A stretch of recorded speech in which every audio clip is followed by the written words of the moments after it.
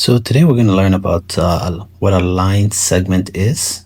So a line segment is similar to a line. The only difference is that it has two endpoints. So in so the two endpoints you indicate them like this. So remember how a line had two arrows at both ends? A line segment has two endpoints, so it doesn't continue in both directions endlessly. So you can indicate this as A, B. So that's what a line segment is. Now to signify a line segment in geometry is for instance, if we're starting here, you could say BA and you just put a line above.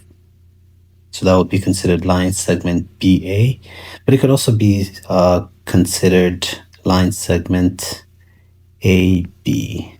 It doesn't really matter. So that's one way. Those are two ways of signifying a line segment.